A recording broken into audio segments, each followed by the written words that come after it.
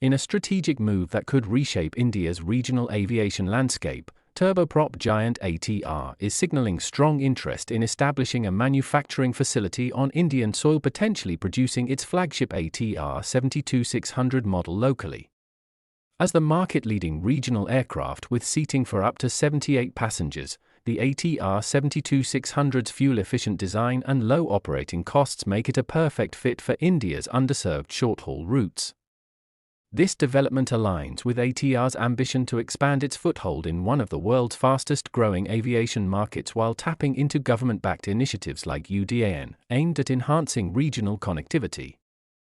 ATR's openness to Make in India production hinges on clear business and industrial viability. The Franco-Italian joint venture, equally owned by Airbus and Leonardo, already benefits from deep supply chain ties in India, with its shareholders heavily invested in the country's burgeoning aerospace ecosystem. Nothing is off the table, if it makes sense. From an industrial and business perspective, ATR Senior Vice President for Asia-Pacific and China, Jean-Pierre Clersin, told Business Standard in an interview earlier this year. He added, "Our shareholders are already heavily invested in the country in terms of supply chain. So, we have a lot to learn from that as well." The ATR 72-600, the largest in ATR's portfolio, stands out as the prime candidate for localization. With advanced glass cockpits, reduced emissions, and operational economics that undercut jet alternatives by up to 30% in fuel costs, it's ideally suited for the bumpy, low-traffic airstrips dotting India's hinterlands. Clersin emphasized this synergy in a recent Financial Express discussion. The ATR 72-600 is perfectly suited for UDAN routes, offering efficiency and low operating costs. Under UDAN, launched in 2017 and now in its fifth round, the government has operationalized over 50 underserved airports, subsidizing flights to boost access for millions in remote areas.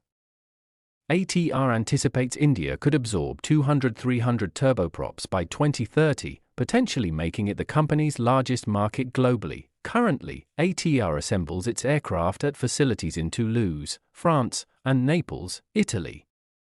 A shift to India could involve partnerships with local players, mirroring Airbus and Leonardo's existing collaborations.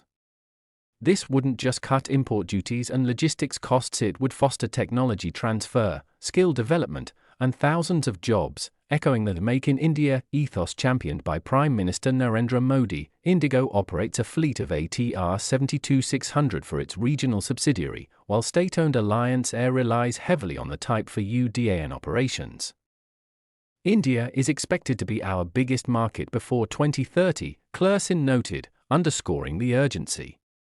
ATR's regional dominance is no accident. Turboprops like the 72-600 thrive where jets falter short runways, high-altitude ops, and thin passenger loads, making them indispensable for routes like those connecting Tier 2-3 cities to metros.